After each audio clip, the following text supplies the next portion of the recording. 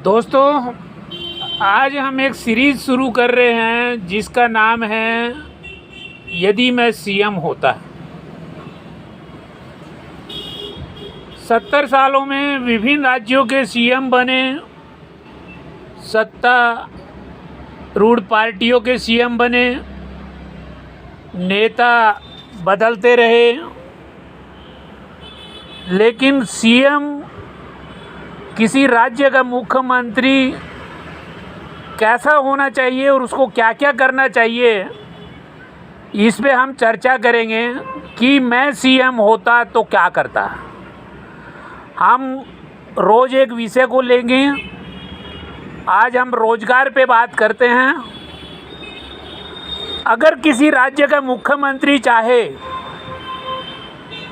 तो अपने राज्य की 25% जनता को, गरीब जनता को, मध्यम वर्गीय जनता को अमीर बना सकता है। विभिन्न प्रकार के व्यवसाय और संसाधन हैं सीएम के पास, लेकिन ये लोग करेंगे नहीं। कोई नहीं करेगा, किसी राज्य का मुख्यमंत्री नहीं करेगा, बल्कि ये बड़े बड़े पूंजीपतियों के साथ साठगांठ करके सिर्फ अपना करोड़ों रुपए का चंदा लेते हैं और रोजगार को ख़त्म करते हैं। हम आपको उदाहरण देते हैं। ये ओला कैब, इस प्रकार की टैक्सियों की जो कैब निकली है, जो ऐप निकले हैं, इन्होंने स्वतंत्र व्यवसाय को ख़त्म कर दिया। ड्राइवर की गाड़ी, ड्राइवर गाड़ी का मालिक, ड्राइवर का डीजल, ड्राइवर का पेट्रोल, और उनको 20% कमीशन जाता है। और उन कंपनियों में मंत्रियों की बाकायदा हिस्सेदारी होती है किसी न किसी की, चाहे वो बीजेपी वाला हो, कांग्रेस वाला हो। इनको सब एक दूसरे का मालूम है किस कंपनी में किसकी हिस्सेदारी है। तो इन्होंने स्वतंत्र व्यवसाय को ख़त्म कर दिया। छत्तीसगढ़ में ले लीजिए, स्टाम्प जो लगता है रजिस्ट्री में या विभिन्न अन्य कामों में काम आता है, वो एक पूंजीपति को काम सौंप दिया। अब ऑनलाइन स्टाम्प उससे खरीदो, कमीशन धन धन धन हर सेकंड में उसके खाते में जाएगा, और लाखों स्टाम्प वेंडर जो है बेरोजगार हो गए। इसी प्रकार आप बीमा कंपनी ले लो। 25-30 बीमा कंपनियां हैं हिंदुस्तान में, जो कि सभी प्रकार का बीमा करती है, चाहे वो मेडिकल एम हो, चाहे लाखों करोड़ों की संख्या में वाहन हो। सीएम साहब, आप स्टेट की बीमा कंपनी क्यों नहीं बनाते? आप जिले स्तर की बीमा कंपनी क्यों नहीं बनाते? बीमा कंपनी के लिए क्या क्राइटेरिया होना? मेरे ख्याल से कोई भी फाइनेंस कंपनी और बीमा कंपनी के लिए 100 करोड़ रुपए की पूंजी होना। आज किसी का भी शहर में मकान जो है ना 30-40 लाख रुपए से नीचे का नहीं है। शहर में जिसके मकान है खुद के, 30-40 लाख रुपए से नीचे का किसी भी मध्यम वर्गीय परिवार का मकान की कीमत उससे कम नहीं है।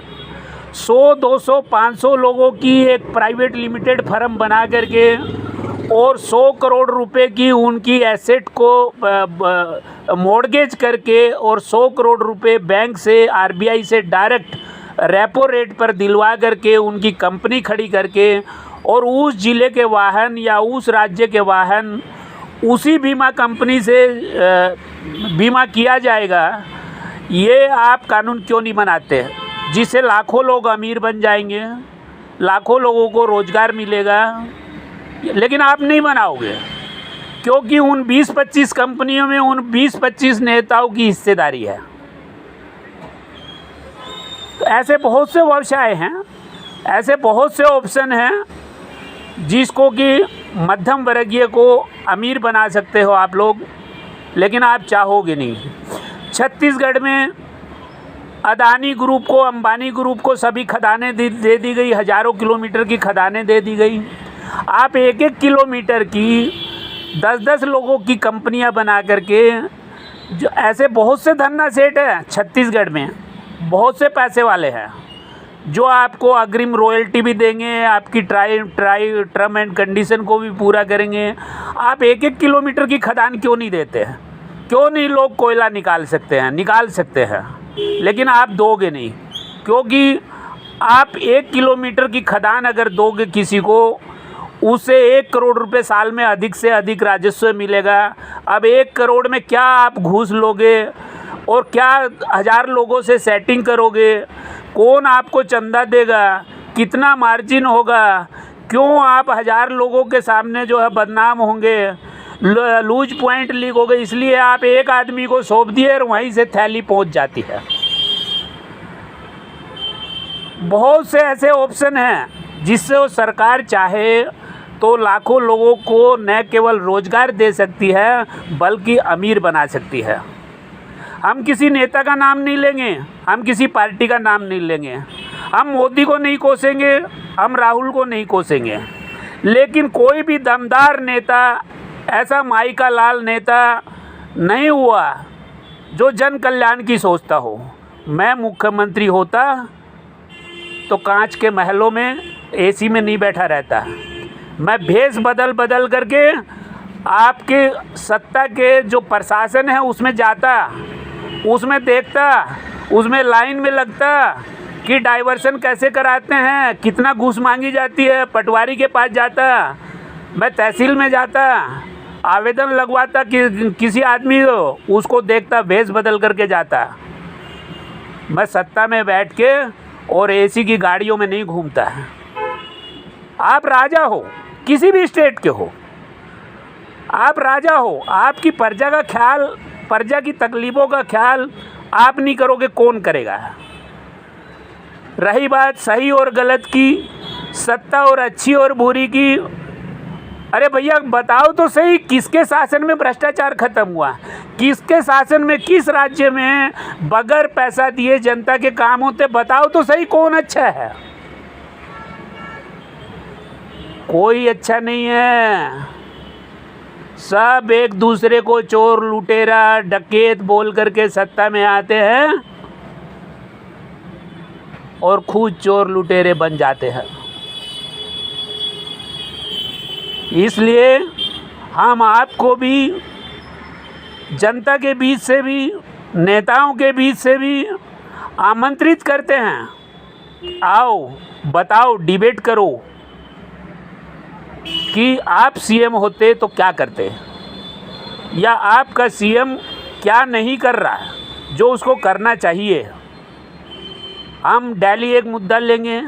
आज हम बेरोजगारी पे बात कर रहे हैं कि किसी भी प्रदेश का सीएम हो, चाहे तो बहुत लोगों को रोजगार दे सकता है जिसमें सरकार का 1 पैसा राजस्व नहीं जाएगा, कोई राजस्व की क्षति नहीं होगी, लेकिन उनको घूस के अवसर कम हो जाएंगे,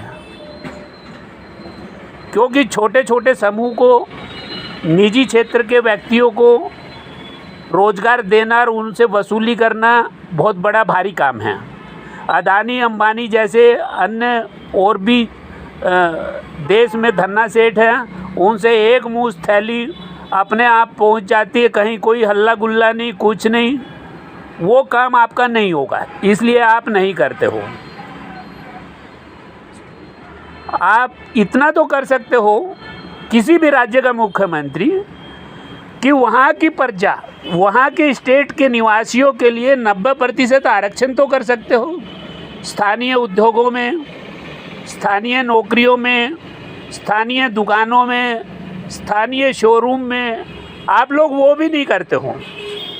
यह अफरा तफरी का माहौल जो देखा कोरोना काल में कि बिहार का आदमी बम्बई में जाके काम करता है और बम्बई के ठेकेदार जो है बिहार में टावर लगाने आते हैं, है ना, हैवेल्स का शोरूम बनाने, HDFC बैंक का शोरूम बनाने, ऑफिस बनाने बम्बई और दिल्ली से कारीगर आते हैं।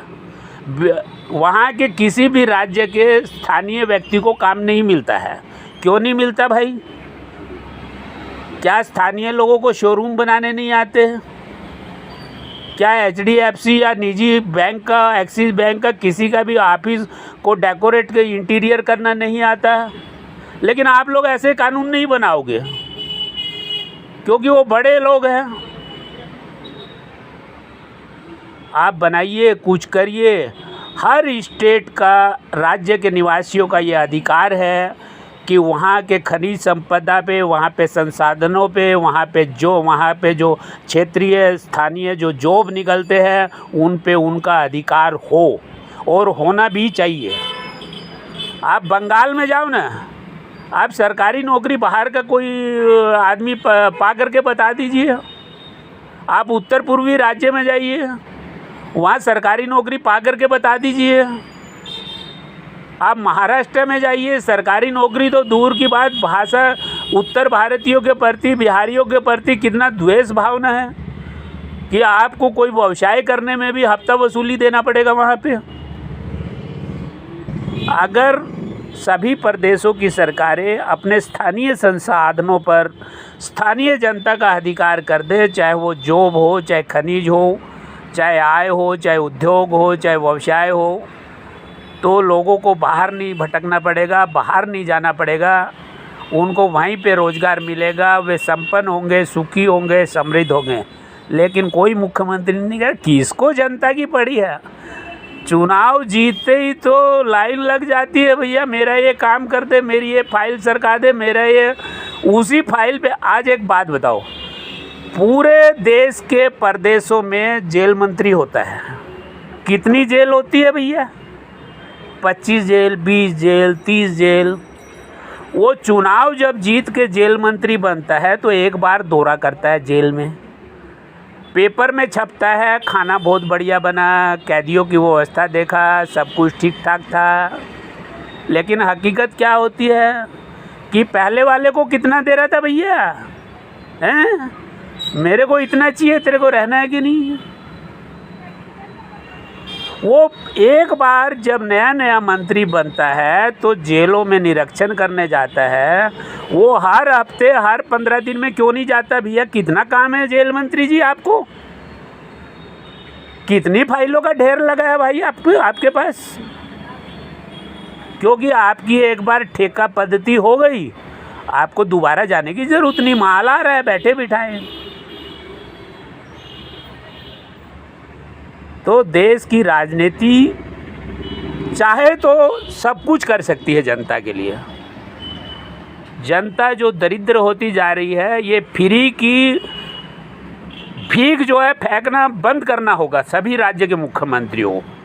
कभी 5 किलो चावल फ्री में दे दिया, कभी 50,000 का इलाज मुफ्त दे दिया।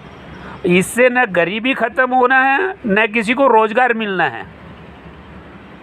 इसलिए हम प्रयास करेंगे। आज ये सीरीज़ हमने शुरू किया है कि मैं मुख्यमंत्री होता तो क्या करता। इसलिए आप भी आमंत्रित हैं, आप भी अपने सुझाव दीजिए इस YouTube चैनल पे और बताइए कि मुख्यमंत्री को क्या करना चाहिए और क्या नहीं करते हैं। धन्यवाद।